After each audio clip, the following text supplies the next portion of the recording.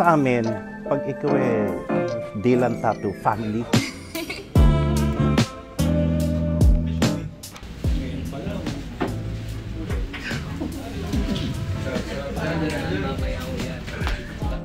Hi, ako si Chico, isa akong mananato sa Dylan Tattoo. Saka isa akong tatay ng 3 anak.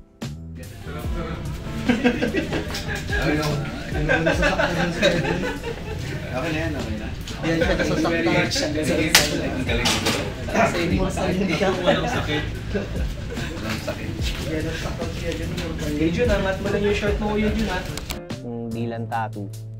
Sa amin dito pag pumasok ka, parang hindi naman namin siya ginagawa para sa business. Parang kusa lang siya eh. Kung ano kami, yun yung pinapakita namin sa tao. Tapos yun, nakikita namin, lagi nilang sinasabi, oh, welcome kami dito. Kahit sino ka, basta pumasok ka sa Dylan, pantay-pantay yung tingin namin. May dito mata, napatanggal ko yun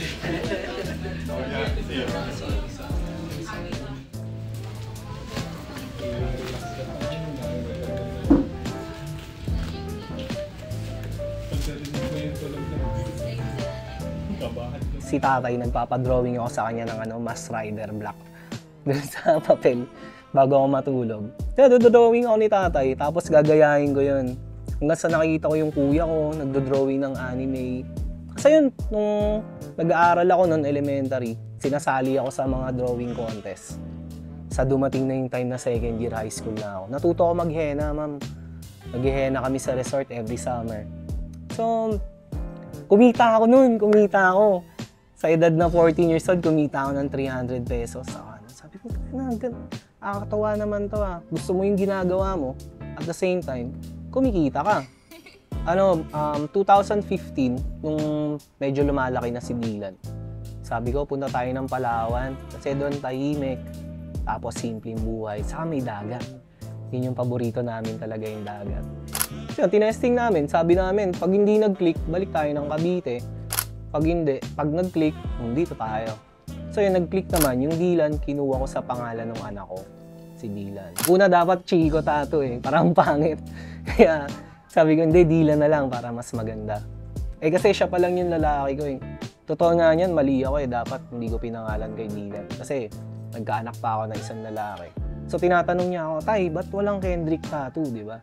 Sabi ko, anak, hindi ko alam susunod na lang, baka ibang line na lang.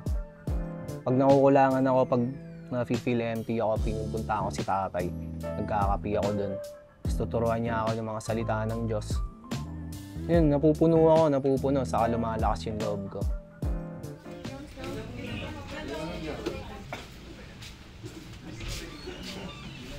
Ako si Mario Saraiva, na Tubong Imus.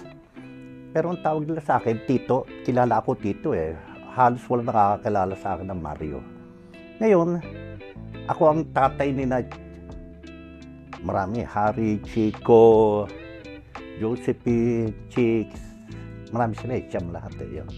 Nagsimula ako drawing, painting, yan. Simula nung bata pa sila, parang hindi ko maalam kung bloodline na namin yan, yung art. Ultimo yung mga anak kong babae, gusto panay art. Meron sa drawing, meron sa sa cake, sa mga na i-combine nila yung art sa cake, gano'n.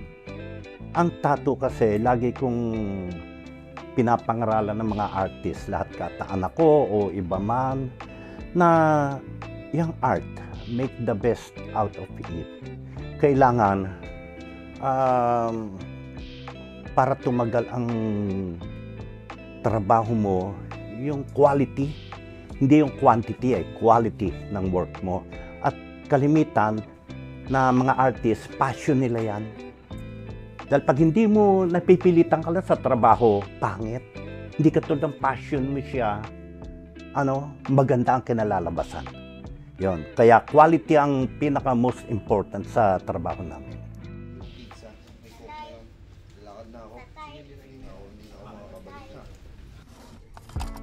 Ako si Japet Pineda, shop manager ng Dylan Tattoo. Then nagkakilala kami ni Chico dahil kay Kuya Harry. Si Kuya Harry naging kaibigan ko. Tapos naging kaibigan ko din si Chico. And aksidenteng kaibigan din ni tatay yung tatay ko. Yun. Wala na akong nanay at tatay. So, solo na lang ako. So, si tatay, inalok niya ako na, halika, kung wala kang matirahan, dito ka na sa akin. Hanggang ngayon, nasa kanila pa rin ako. Dati, doon sa Cavite pa kami, assistant din ako ng artist. So, yun lang yung ano ko dati. Assistant ng artist, tapos tumutulong-tulong sa kanila. And then, si Chico nagsisimula pa rin din mag-tattoo nun. Tapos, one time, si Chico tumawag sa akin. Nandito na siya sa Palawan, naka-move na sila. Ako nasa Cavite pa rin. Sabi niya, kailangan kita dito. Hindi na ako nag-hesitate na pumunta. Ayun. And then, running 8 years na kami. Yan. Si Chico, tinuturuan niya rin ako kung paano mag-manage ng shop. Kasi hindi niya daw kaya mag-isa. Kaya, ayun, dalawa kami dun sa social media. Tapos yung mga walk-in clients. Yan. Ako nag-a-assist nun.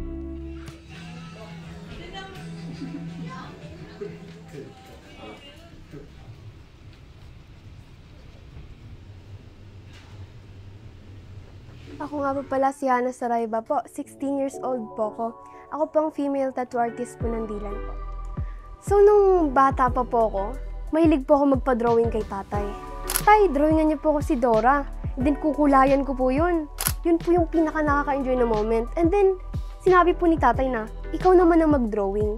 So, trinay ko po mag-drawing. Tapos, pangitan po ako sa gawa ko. Talaga pong hindi po ako marunong kumopya nun. So, try lang po ako ng try. And then, nagustuhan ko na po yung pagdodrawing. Napunta na rin po ako sa pagpipinta nun. Marami po akong trinay na art supplies po eh. Nag-colored pencils po ako, watercolor po, marker po. Ang nagustuhan ko naman po talaga ballpen po, yung crosshatch technique po. And then nung start na po nun na sabi ni Kuya Chico na, nandiyan naman daw po ako sa pagpipinta, itry ko na rin po yung pagtatato. And then nung trinay ko po, yun na po, napaibig na po ako. Kala ko po nahanap ko na po yung soulmate ko nung hinawakan ko po yung makina eh. Parang nahanap ko na po yung sarili ko po. Mas naintindihan ko po. And mas nakita ko na po yung daan ko po eh. Kasi po dati po, parang ang gulo po ng daan ko. Hindi ko po alam kung saan po ko paparoon sa future po. And then, nahihirapan po akong isipin yun. Nung napunta po sa akin yung tato, tuwang-tuwa po ako, nahanap ko na po yung parang sobrang kulang. And then, si mama na rin po, nandun na rin po. Gusto ko po ipasyal si mama sa Japan balang araw. And then, gusto ko rin po doon magtattoo sa Japan. Kaya po, ito po ako ngayon nag-practice po. Ito po, matagal ko na po itong gawa eh. Yan po yung pinaka-first ko pong try gumamit ng ballpen po. Kaya ko po dyan nilagay. And then, nagkamali po ako sa una po, ito pong red. So, kinat ko na lang po at nilagay ko po dyan. Yan po yung mga freehand ko po, nag-practice po ako niyan. And then, ito naman po yung mga nagawa ko na po sa clients ko po. Ito po, practice din po to. Yan po yung pinaka-first na colored, parang portrait ko na rin po. And then, nag-enjoy po ako nun ng sobra. Yan din po. And then, ito po, pinaplano ko pong gawin po sana sa mama ko po eh. Pag-gift ko po sana siya nung nandito po, kaso kinulang po kami sa oras, kaya po hindi natuloy. Yung meaning po niyan, parang love is blind po. Ganun po yung inano ko po dyan. Ito po yung ginagawa ko po ngayon. Para sa akin po, ito na po yung naging drawing ko po na siguro may pinakamagandang meaning na po at pinakamanong. Kasi po dyan po, hinahanap ko po yung sarili ko po eh. Binubuo ko po. Tinutulungan po ako ng ibang tao. Yung iba naman po nahanap ko po dahil po sa akin po nag-e-explore po ako. Hindi niyan po yan. Sa pagkakamali ko po, nabubuo ko po yung sarili ko, natututo po ako sa pagkakamali ko yan.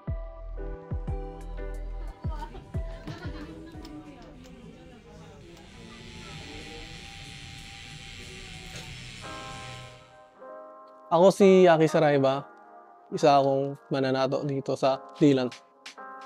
Actually, ano yun eh, binilan ako ng ticket ni tatay. Noong una, ayaw ko pa nga eh. Kasi, siyempre, ibang lugar, wala akong masyadong kakilala. Baka maboring ako. Tapos nung sinubukan ko, okay din naman pala. Ano na ako dito? Actually, mga 1 year na ako dito.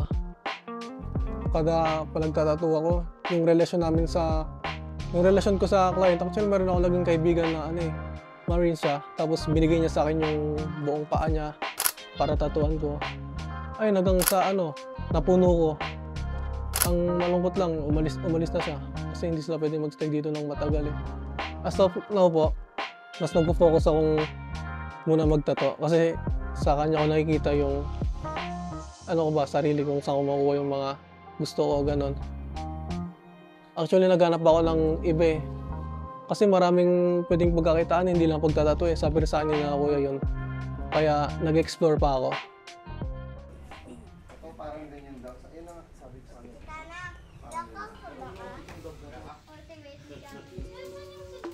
Ako po si Lloyd Sariego, isang mananato. Isa po akong tattoo artist dito sa Dylan Tattoo. Ang favorite ko na gawa is yung may ginawa akong isang big piece na sobrang para sa akin critical kasi hindi ko pa siya na-try na itato. Tapos first time ko siyang gagawin. So lagi ko, kinakabahan ako, sobrang kaba ko. Ang lagi ko lang mina-mindset is lagi kong gagalingan. Ibibigay ko yung 100% na kaya ko as long na mapapasaya ko sila. Ayun naman po, kahit paano, pagtapos ng tattoo, nakita ko naman nakikita mo yan sa sa isang tao kapag okay yung ginawa mo, makikita mo yung appreciation nila, talagang sobrang bait nila at bibigyan ka ng tip. Para sa akin po, yun po yung pinamasarap. Kasi itong talent na to is gift to sa atin ng taas. Bibihira lang yung tao na may ganito. So kapag yung gift na hindi mo siya inalagaan, hindi mo siya nagamit ng maayos, useless. So yung sa akin po, since na ganito po yung ginagawa ko, minahal ko siya ng talaga. Kasi ito na lang po yung alam ko rin na technique eh. Kumbaga nag-try ako magtrabaho sa ibang business, hindi po talaga applicable sa akin. Pinasok ko to, ayun, doon ako naging masaya kasi nagagawa ko yung gusto ko, na-express ko yung art ko, at napapasaya ko yung mga tao. Ako si Glenn, isa akong mananato. Before ako makapasok dito, nasa po kasi ako ngayon eh. Sa Taiwan po ako nagtatrabaho nung first sa Taiwan vessel. Then pag-uwi ko po dito last year, nagsali po ako ng tattoo competition. Isa po yung Japanese traditional tattoo competition. Naka-champion po ako doon, tapos kinabukasan nag-chat na si Kuya Chico sa akin na kung willing daw po ako mag-tattoo dito. Yun, grab na rin po ako kasi dati pa lang idol ko na yung mga taga-Dylan. Yung nakaraan lang yung yung portrait ng aso niya. Nakasama niya yun ng 11 years, tapos dito sila na-deploy. Namatayan yung aso niya, tapos yun, pinatato niya yun nung araw din na yun.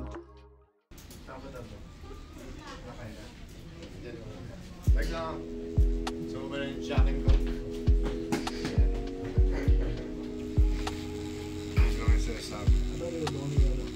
Ano po yung pinapatato niya? Ngayon, si Jesus Christ. Bakit siya pa yung naisip niya yung patato? Idol ko siya eh.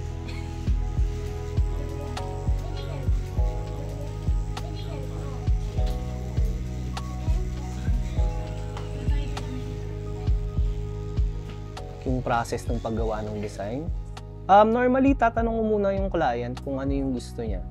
Kuwari, ito yung gusto ko, ganyan. Kasi kailangan ko rin ng tulong nila eh. Kailangan ko ng idea nila para mag-mix kami, magtutulungan kami. Gaya nung sinasabi ko, pagtapos namin magtato, sabi ko, yeah, we did a good job. Sabi niya, no, you did it. Sabi ko, no, we, teamwork. Kasi kung wala sila, tas wala yung idea ko, hindi ganun yung kalalabasan nun. So, teamwork pa rin pagdating sa tattoo.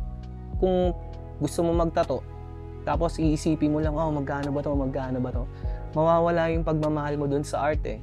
Parang iisipin mo lang para lang kumita ako, gusto kong magtato. Mali yun. Dapat, mahal mo muna yung trabaho mo. Parang basketball player, hindi pwedeng gusto kong mag-basketball kasi malaki yung sweldo ron, hindi. Dapat talaga, isa sa puso mo siya. Kung wala sa puso mo yung ginagawa mo, hindi maganda yung kalalabasan. Clothing line, sa guest. Nagtanong sila sa akin, meron ba kayong mga damit?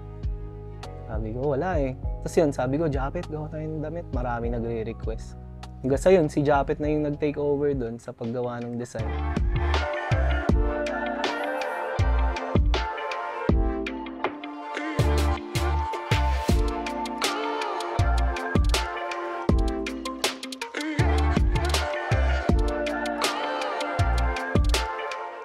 Award? Kadalasan sa US Navy, lagi nila kami binibigyan ng certificate. Nagpapasalamat sila.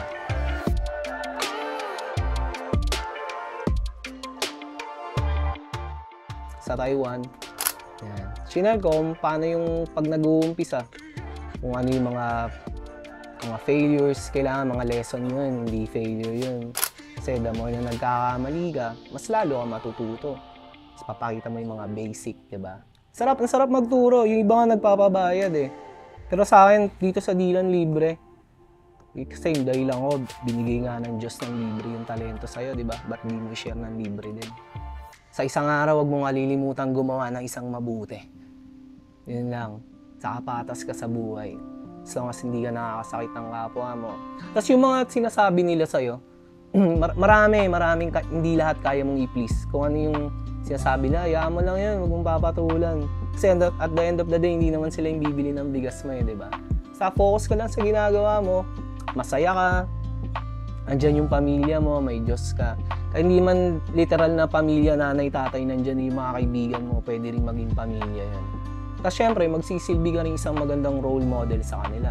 Hindi naman sinasabi ko na pepekain mo yung sarili mo, gawin mo mabait yung sarili. Hindi, mararamdaman mo yun pag totoo ka talaga.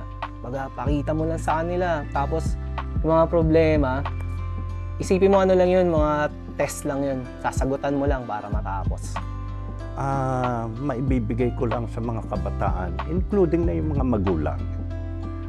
First of all, pakilala mo ang Diyos sa kanila. Dahil kasi dadating ang panahon, tulad ko, mawawala rin ako. Ngayon, pabayaan mo ang Diyos na tumulong sa iyo. Yun. Dahil kasi kung ikaw ay araw-araw hindi mo siya nalilimutan, hindi ka niya kakalimutan. Ganon. Tuturuan ka pa niya. Yun ang the best. Yun. Wala na akong may kung hindi magdasal ka sa Diyos. Yun. At yung araw-araw, wag lilipas hanggat maaari ang isang araw na wala kang nagagawang kabutihan. Kahit isang man lang. Focus lang. Focus. Tapos, trabaho. Hindi pwedeng gagawin mo yung mga nagagawa mo sa labas. Kailangan, professional din. Kasi pag nasa loob naman na rin ako ng shop, iba naman na yung karakter ko. At pagkasama ko yung mga tropa at mga artist sa labas, iba na rin po yung karakter ko. Ang ma-advise ko lang, sipagan nyo, isa puso nyo, kumbaga, mahalin nyo yung ginagawa nyo. Kasi kapag iba yung iniisip nyo, iba yung kalalabasan. Yung art, hindi mo makikita sa ginagawa mo. Pero pag may pagmamahal, sure ball, 100% maganda yan. Mahalin nila yung pagtatato, respeto sa bawat isa, tsaka huwag tumigil mag-aral. Siguro subukan lang nila. Kasi pag di nila sinubukan, wala ring mangyayari. Ganyan rin, dumating rin ako sa sitwasyon nila. Kaya nakikita ko yung sarili ko dati sa ngayon. I-try niyo po muna mag-drawing po. Hanapin niyo po kung saan po kayo masaya, portrait po, mga animals po, ano po. And then mag-practice lang po kayo ng mag-practice. Marami pong mangyayaring beses na hindi mo po makakaya yan, mahihirapan ka po, yung parang gusto mo pong sumuko. Magdasal ka po pag nangyari yun. Lagi ka pong magdadasal. Gagabayan ka po at malam po maaabot mo rin po ang iyong nais sa kinabukasan po.